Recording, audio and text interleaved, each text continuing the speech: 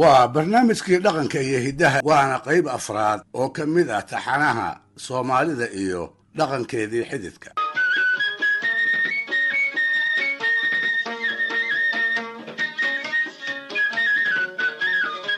dhegaystayaal malahayga sheekooyinka maansada lagu waariyey ee ku saabsan martida xididkana ah waxaa kuwa ugu caansan ka mid a tii dhex martay gabyaagii la odhan jiray ismaaciil yuusuf oo qoorleex lagu naanaysi jiray iyo niman wada gabyaa meelan ahaayo uu gabarh ka qabay gabadhaas ay ku xidideen oo cambare cabdidaahir la odhan jiray intii haddaba aanay gabyaaga u reeroobin ayaa labada dhinac shaki kala galay gabayana waa isu tabiyeen yarad hordhaca ah si aan dhammaystirayn ayuu qoorleex bixiyey siday caadadu ahaydna wuxuu filaayay in gabadha oo dhibaatsan loo soo wareejin doono dabadeedna aqal iyo aroos cuddoon uu beriyo kula naalloon doono hase ahaatee taasi suuragalo ma ay noqon markiiba waa la kala guuray colaado degaanka ka aroosmay dartood kale carar baa dhacay labadii reer ayaa midba dhinac u geediyey ciddii ay gabadhu ku jirtay baa waxay ka soo jeensatay webiga weeb ku magacaaban iyo geyi aad uga fog kii ay horay u degi jireen waa markaas markuu qoorleex bilaabay gabayadii uu kaga calacali jiray labada kala daran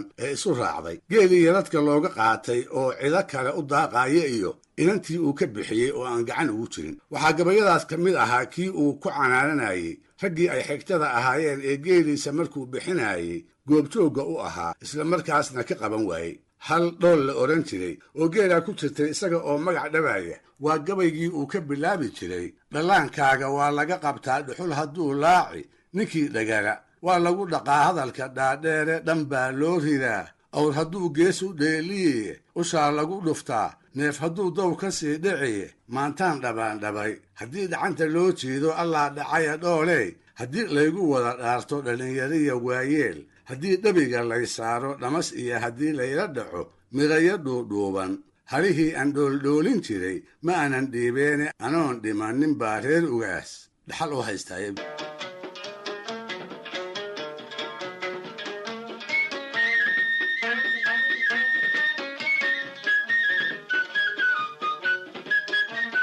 dhammaan gabayadaas nimankii ay xididka ahaayeen way uga soo jawaabi jireen iyaga oo aan u turayn walbahaarka ku gaamurayna aan uga garaabayn qaar baaba ku dooday gabar iyo geel toona in aanu ku lahayn xoolo wixii uu bixiyeyna ay u qaadanayaan isaga reerahoodu mag ay horay uga qabeen dabadeedna iska daa garowshiinyo uu ka helee tixihii calaacalka ahaa bay inta ku haadsadeen ugu magac bixiyeen ismaaciil cataabe ayay ku naanayseen gabyaal lagu magacaabi jiray carays gurxan oo raggaas ka mid ahaaye waatuu ku lahaa ismaaciil cataabow rag waa kii calool adag ee hashaydii caddaydunbaad meel la cadayoonne macayaayir baa lagu helaa waa cambarafoose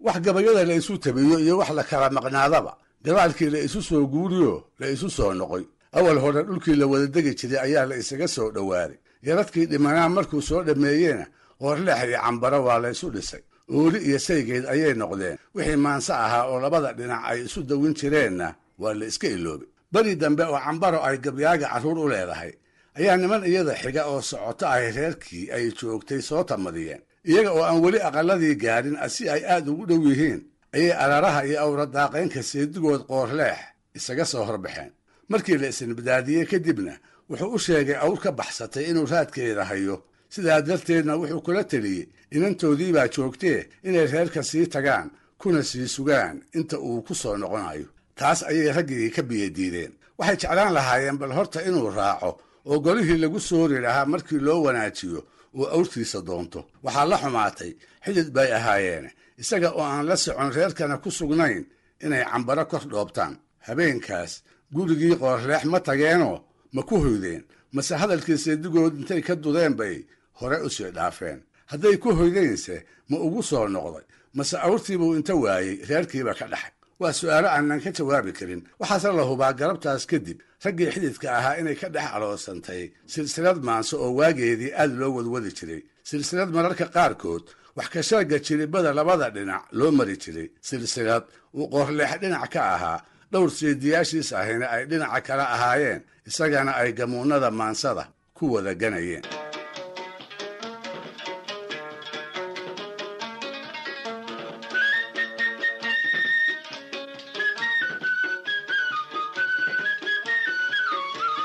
si kastaba ha ahaatee martidii xididkana ahaydii markay dhulkoodii ku noqotay si kale ayay sheekadii u warisay. waxay muggii la waraystay ku warrameen in qoorleex ka dhuuntayoo si aanu u sooriyeynin markuu ogaaday inay reeraha ku jiraan uu gasada aqalka isku daday. dabadeedna gabyaa iyaga ka mid ahaa oo gaani faarax la ohan jiray ayaa gebiyey. qoorleex ayuu ku eedeeyey inuu ka seexday iyaga oo ah marti xidid iyo xigaale ay labadaba ahaayeen. marti waxba yuubanan u loogin bariis geedaysanna ku soorine haruub caana ahi ay ku fillaan lahaayeen. wuxuu yidhi rag cadiban carraabana ahoo socod ku caatoobay oo cuurka reer maganahoo idin cashiiraystay waa ceeb cambara daahirey cawda igu laabe. xeryaha camiran nirgaha caawis laga reebay xeeryahan casuusta iyo beriis subagu ceegaago waxba yuu cusbada noo marmarin cabashkii weynaaye cadaabkii lagee muu haruub caana nagu siiyabi.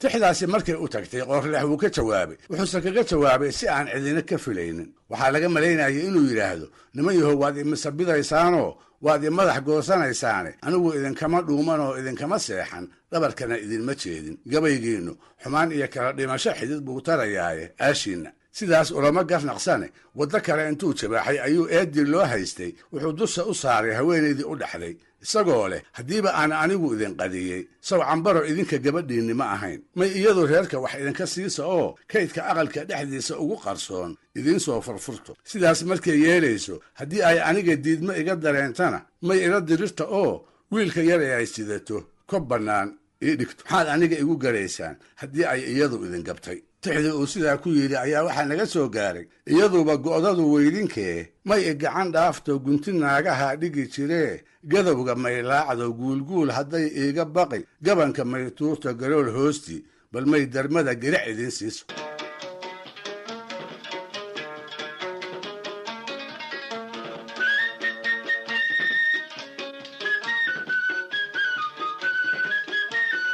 waxaa markiiba qoorleex jawaab u soo dhiibay gabyaa baryahaas aad u da'yaraa asii waayadii dambe caan noqday lana odhan jiray maxamed cumar dage. tuducyada kooban ee gabaygiisa naga soo gaaray cambare ayuu kaga reebayaa eeddii uu qoorleex kula kufay. marka hore wuxuu xusuusinayaa reer miyiga soomaalidu waxay wada garanayaan oo ah geelu markuu soconayo inaan sinaba lugtu jeeniga u dhaafi karin. taasna wuxuu uga jeeday inuu yidhaahdo marnaba suuragal ma aha cambara intay reerka maamulato in wax aanad adigu ka bixin ay ka bixiso say kaa ammaan heli mayso oo waxaa tahay arxanlaawe. malaha marka keliya ee laga yaabo inay cid wax ka siin kartaay waa adiga oo ay sodcaal dheer kugu og tahay amaba sida loo joogo raqdaa iyo ruuxa meel aad ku dhibciday la garan waayo. haddaad iidhato oo xabaal lagugu hubsado ayaa la arki lahaa sida wacan ee cambaro ay ilma adaradeed u sooriyeysee bal horta adigu dhimo. wuxuu yidhi geeluba ogaasooy hadduu aashi soconaayo lugtu orodka jeeniga inay ku agmartoy dhaafto ugub weeye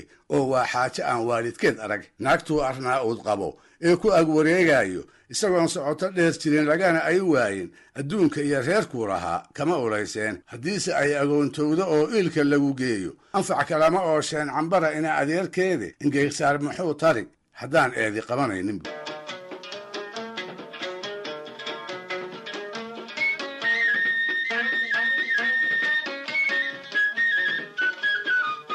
dhegaystayaal barnaamijkii dhaqanka iyo hidduhu maanta halkaa inoo joogo waa ina toddobaadka soo aadan iyo ku lamid ah. waxaase mahadnaq iga mudan halkanna aan uga dawinayaa inaan aad u da'yaroo isa saaray maansadii raggii hore waayeelka weli xusuusan inuu ka ururiyo sidaasna uu dabaqabashadeeda kaga qayb qaato. waa axmed nuur xasan sheekh axmed nuur oo ka mid ah dalka denmark soomaalida ku nool. wuxuu ii soo gudbiyey 10 maanso oo gabayo iyo geeraharo hore isugu jira ayna ka mid yihiin barnaamijkii maanta tixihii aydu ku maqasheen ee qoorleex iyo seediyaashii ay isu tiriyeen.